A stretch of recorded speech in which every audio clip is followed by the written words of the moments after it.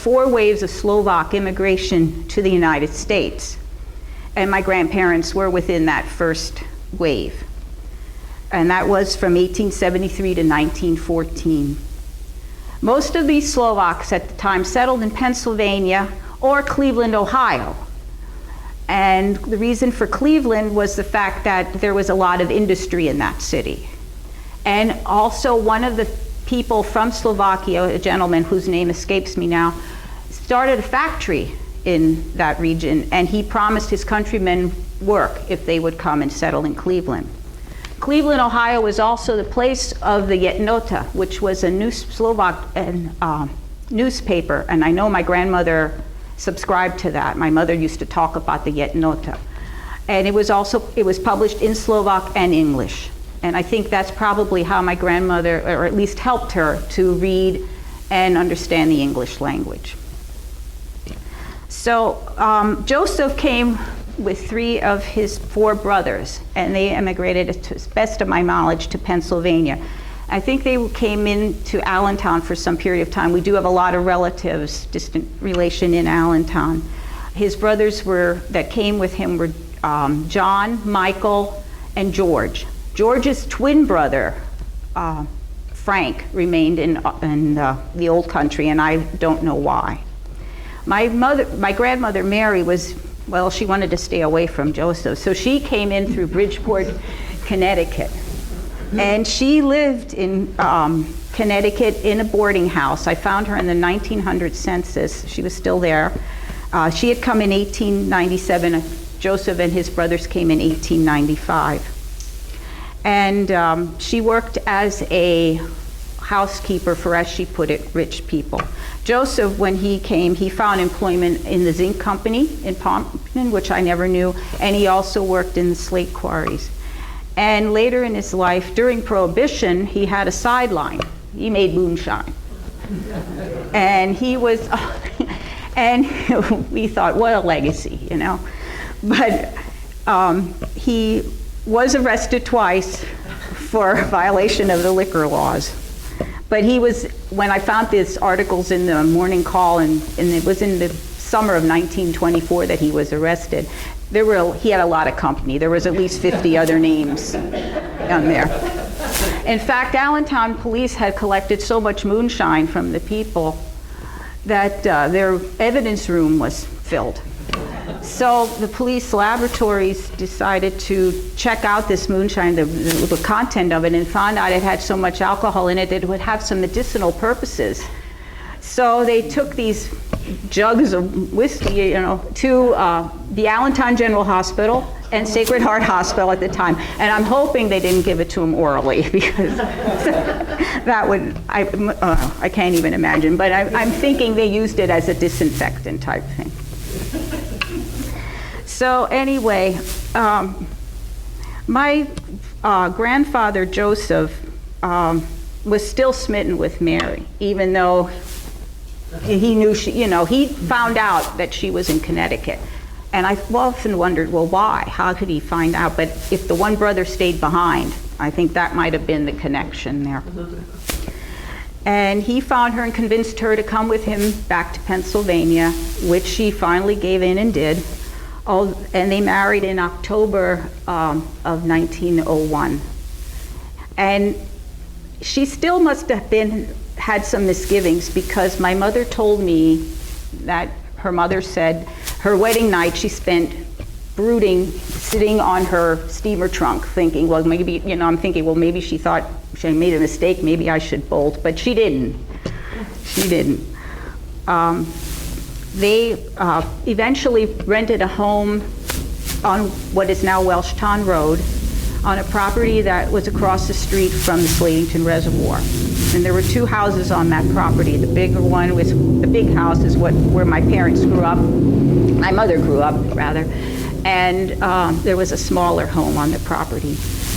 They eventually did purchase, after years down the road, they were able to purchase the home, as well as the smaller home on the property. And in fact, when my parents were married in 1946, they lived the first 9 years of their marriage in the little house.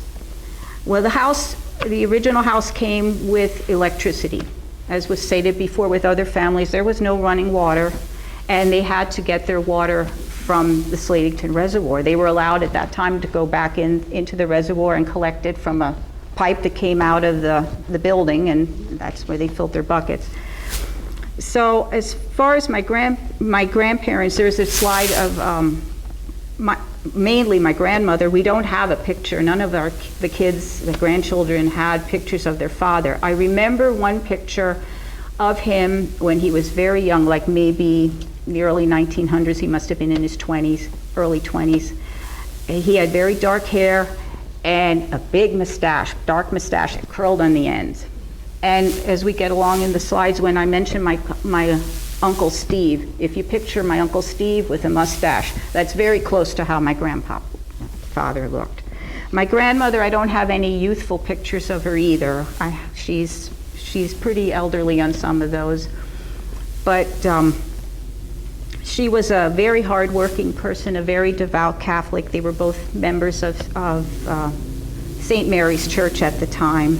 She was a good housekeeper, probably because of her years of working as a housekeeper, and she loved to bake and baked all the bread for the family. And my mom also told me my mother spent a lot of time, she was the youngest girl, so she spent a lot of time with her mother. Her mother said that she was baking bread one day, and then another baker came by, the one that sold cakes and pies and the like, and donuts and things my grandmother didn't make, and he said, "Gee, that bread smells good. Can I buy a loaf from you?" And my grandmother said, "Nah, I'll give it to you." So periodically she would treat him to a loaf of her homemade bread. Okay. So my grandfather, aside from being a criminal, he also was a good guy. They became naturalized citizens early on in their married life. They had fulfilled the requirements for citizenship. And during World War I, he was called upon, and he did register for the draft. He never served, though, in World War I. He was at that time 41 years old in 1918. And the other thing was, with regards to the church life, he was a member of the Knights of St. George. And when I read, in his obituary it said the Slavic KOG, and I thought, what the heck is KOG?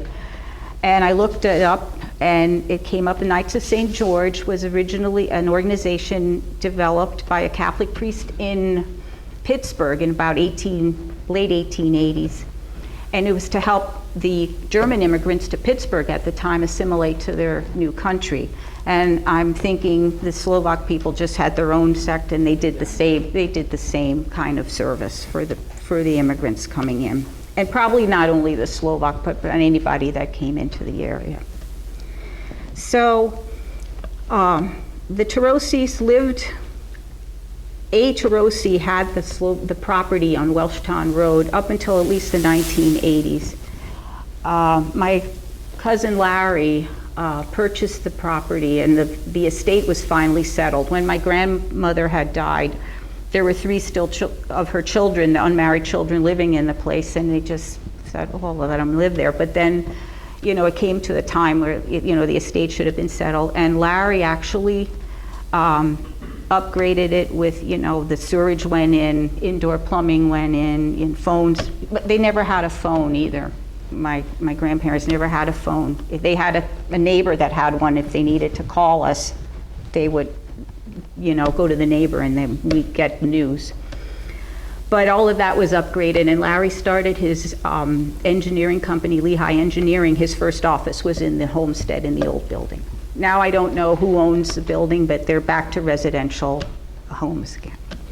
Mary and Joseph had another family with big amount of children. They had 11 children and 17 grandchildren, and that has expanded to 28 great-grandchildren, 34 great-great-grandchildren, and 5 great-great-great-grandchildren.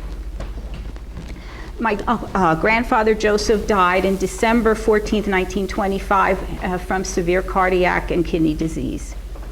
He had a high requiem mass, which was what they called the funeral mass back then, on December 18th, 1925 at St. Mary's Church with interment on St. Mary's Cemetery on 7th Street. My mom, and her siblings all recall the site as being on the right-hand side of the cemetery at the very top of the hill under a tree. And a temporary marker was placed there because the family was poor. And with the intention of getting it replaced. Well, that was 1925. 1929, we started the Depression. World War II came. My grandmother got sick. The other children married, and it sort of was forgotten to replace this. But they figured, well, he has a plot up there. It'll be all right. We'll take care of it. 1961, my grandmother passes away after a long illness. Her funeral mass was held in January of 1962 at Assumption, now called Assumption Church, and she was to be buried on the 7th Street Cemetery. So when they were making the arrangements and they went to try to get the plot from the church for their mother, they discovered that the church records of my grandfather's burial were gone. There was no mention of him. They found that he was a member of the church, but no burial record. So my grandmother had to be buried next to one of her sons on the cemetery. It was her son, Michael. And when I found out Tim was doing this program, I mentioned the story to him. And he was kind enough I thought, well, he's been doing genealogy and research for years. He might know somewhere to look that I didn't know to look, or my cousins didn't know to look. It's no go. It's a 99-year-old unsolved mystery where my grandfather's buried. And the sad part of it is the landscape of the cemetery changed. There's a road at the top now. Yeah. And some of my cousins think he might be under the road, and they wouldn't have known to look for him there when they were making the road because there was no marker anymore. So the mystery continues, and we still walk up there, and some of us and look around, and sure something will show up, but not yet. So anyway, I want to talk a little bit about their family. I said they had 11 children. Only 9 survived to adulthood, and 6 of those 9 are buried on the 7th Street Cemetery. There was a little boy named Frank. We were told he died as a toddler, and some speculation that he may have died on a trip that my grandparents made. They made only one trip back to the homeland during their time living in the States. And that's all any of us, I checked with my other cousins, and that's all any of us really know about that.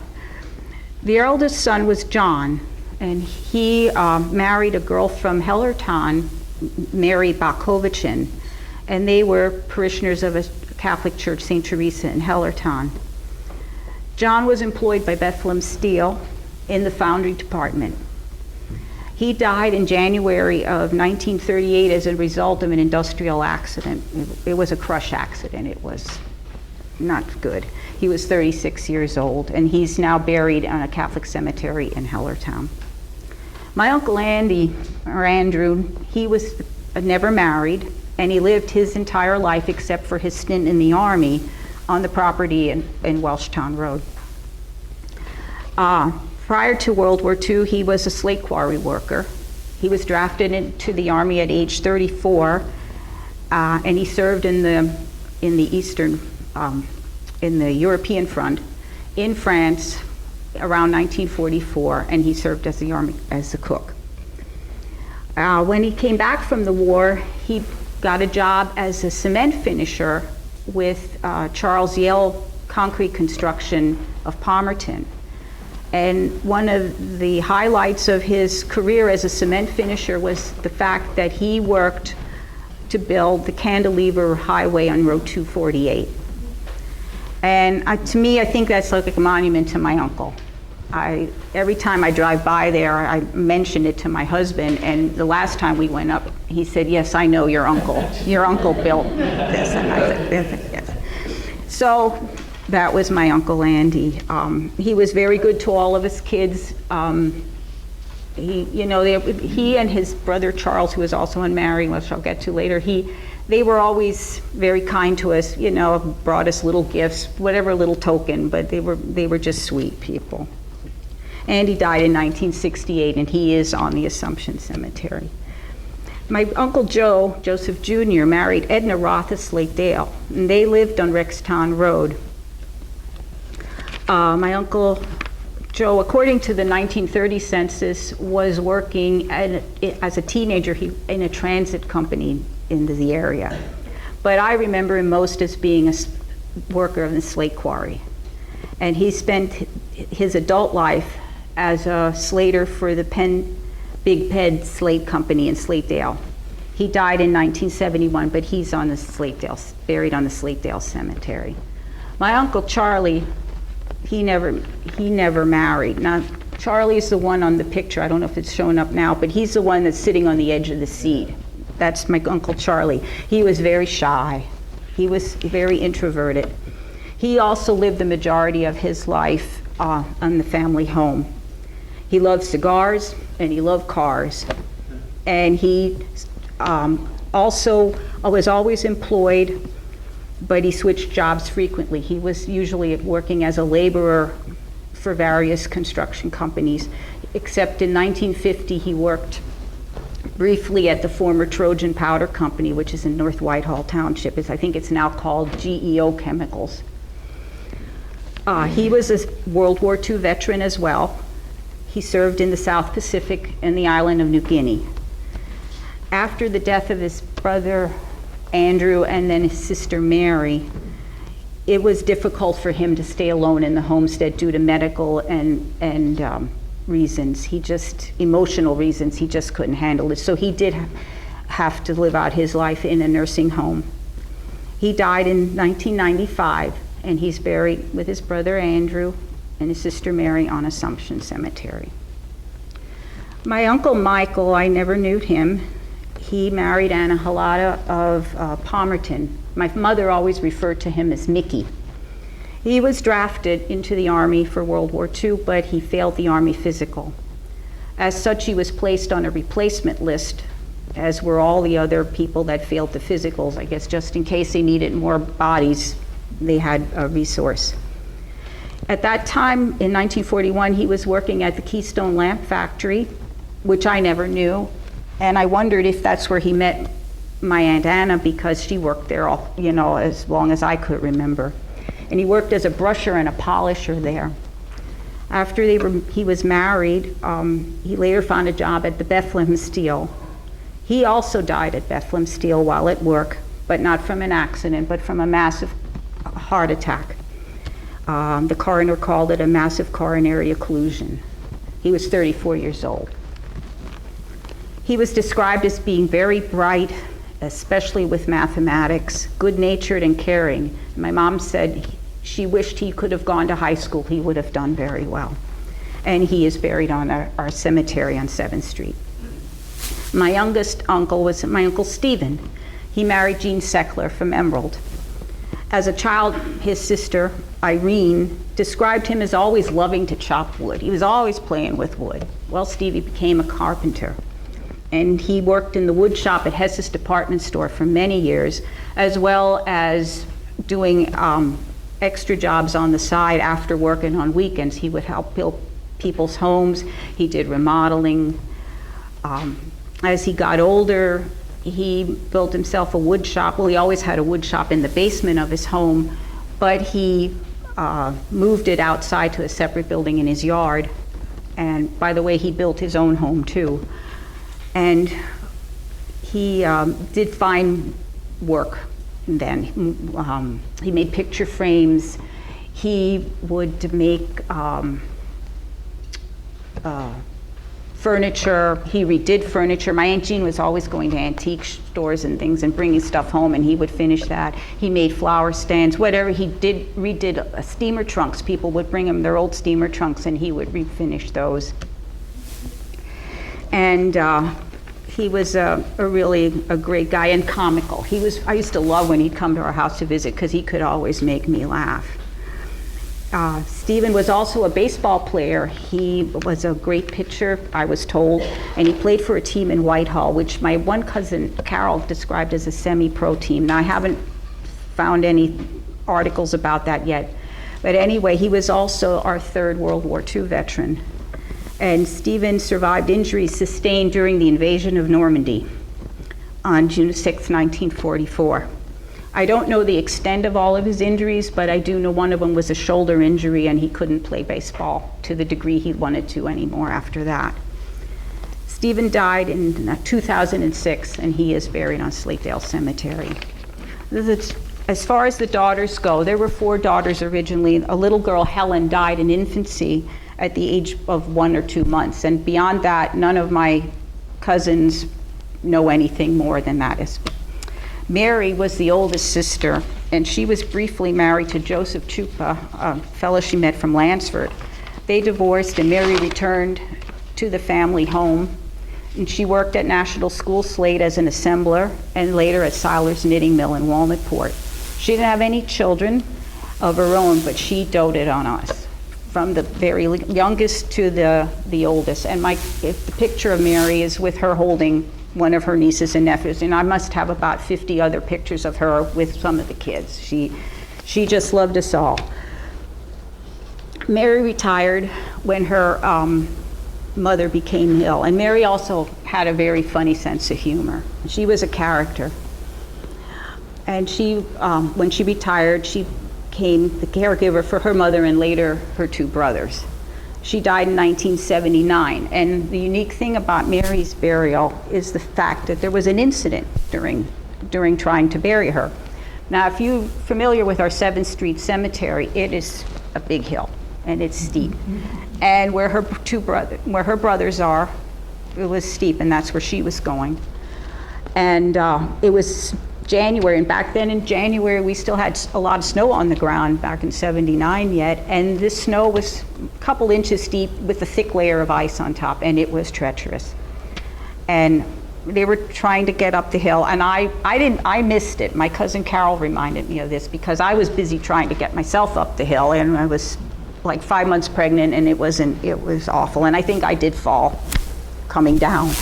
Anyway, on the way up, one of the pallbearers lost his footing and his hold of his part of the casket.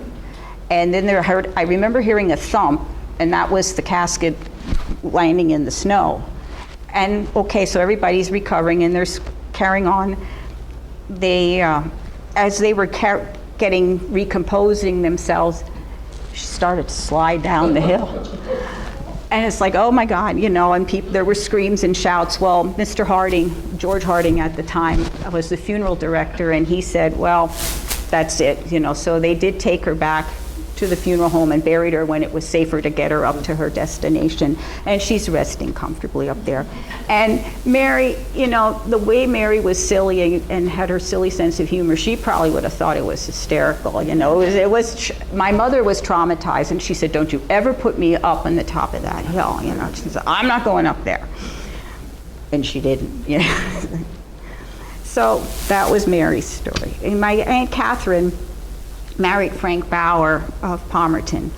Before her marriage, my Aunt Catherine also was a homemaker, a housekeeper in Allentown. And she became a homemaker and a stay-at-home mom until her kids got bigger, and then she went to work at Paris Neckwear. And she worked there for 25 years before she retired. She was very active in Assumption activities, the parish activities, and very devout. And she died in 1992 and is buried on the lower left-hand side of the cemetery. My mom is Irene. She was the youngest of the girls, and she married Harold Lynn of Emerald. Irene is the only child of Mary and Joseph that actually started high school. She attended Slatington High for a couple of months, but then had to quit to care for her ailing mother. She was asked by the school to go back to work the following September, but she was so embarrassed. She didn't want to go back and be with people that weren't in her class. She wanted to stay with her own classmates.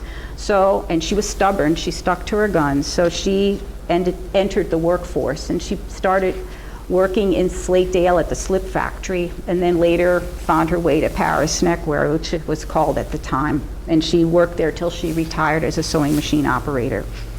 She passed in 1999. She's the last of the Tarosi siblings to be buried on the 7th Street Cemetery, and she's also on the left-hand side at the bottom. In conclusion, I just want to say a little bit about our next generations. All of the Tarosi grandchildren, my generation, completed high school. In 1966, I believe it was, we had the first graduate of college, and that was my cousin Larry from Lehigh University.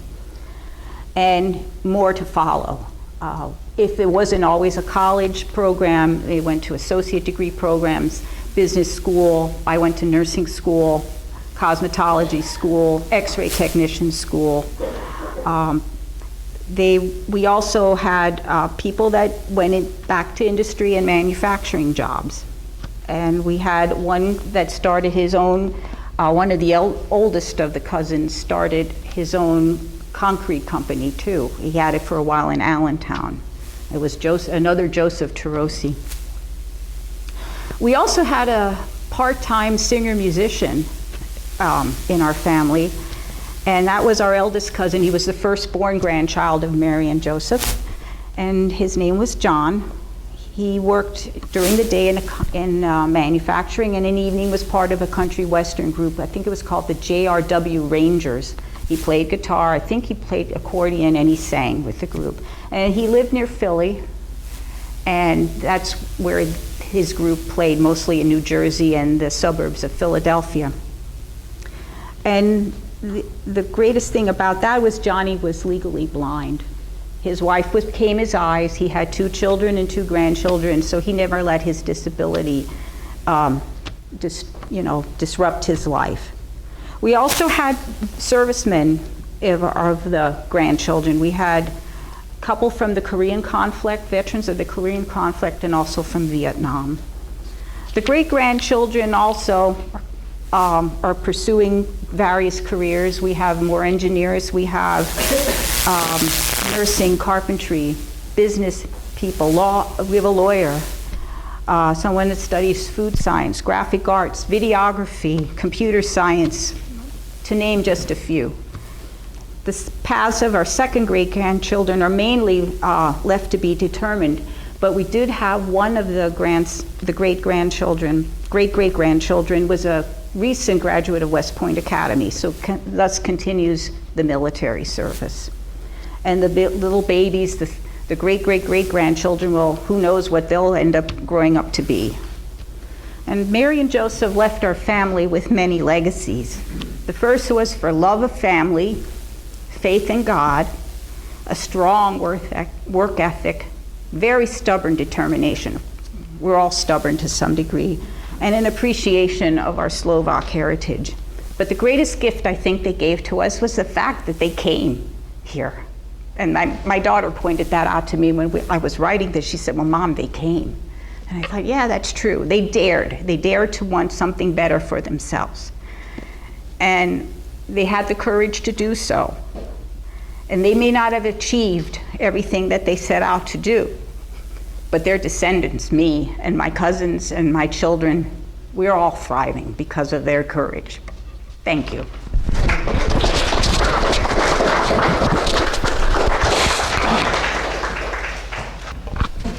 All right, I'm back up again. Hey, so Mike, I don't have your slides, so you might need... Yeah, this one's going to be a short one since I'm looking specifically at one person. I want to say, geez, the better part of the last probably 15 years, I've spent a lot of time researching, all the different athletes in Slatington and vicinity, and I get to present now about one of the best athletes that's ever come through our town, and that's Ted Weand. Franklin Delano Roosevelt Weand was born on April 4th, 1933 in Indian Land. He was the son of Roland and Helen Hunsberger Weand. His father named him after President Roosevelt in appreciation for the public works programs that gave many Americans, including himself, employment during the Great Depression. Ted was a very successful pitcher during his days at Slatington High School. Wien led the team to a Lehigh Valley League championship and a berth in the District 11 championship game against Cass Township High School. Cass Township was a school up in Schuylkill County, and that was in 1951, his senior year. That year he pitched in 11 games. His record was 9-2. He struck out 158 batters. So 11 games, 158 batters, that's over 14 batters in a game. But he left his best stuff for the playoffs. They had 3 playoff games. In those 3 games, they were 2-1. They lost the district championship, unfortunately, that year. In those 3 games, he had a total of 45 strikeouts.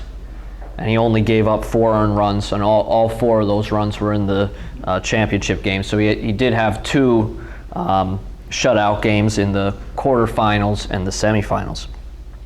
After graduating from Slatington High, he signed a minor league contract with the St. Louis Cardinals. He began play in 1952, and the Cardinals did have a local farm team in Allentown, for the Allentown Cardinals. He played 11 seasons in the minor leagues for 9 different teams, and he also played a part of 2 seasons in the major leagues for the Cincinnati Reds. And I think there you have, he's with the Cincinnati Reds there. That was his rookie year, and then rookie star. There's another picture of him with Cincinnati, and then I think there's one more picture when he was with the Yankees organization. Keep it on that one for right now, Kelly. Thank you. So in the minor leagues, he was a starting pitcher, but then when he went to the major leagues, he was a relief pitcher. His best minor league season happened in 1953 with the Winston-Salem Cardinals. He finished the season with a 12-5 record, pitched 175 innings. He had an earned run average of 2.31 and a whip, walks plus hits per innings pitched, of 1.3. In 1958, he was called up to play for the Cincinnati Reds. In his debut, he struck out 2, and that included a future Hall of Famer in Warren Spahn. In 1959, you can go to the next one, he was playing with the Havana Sugar Kings.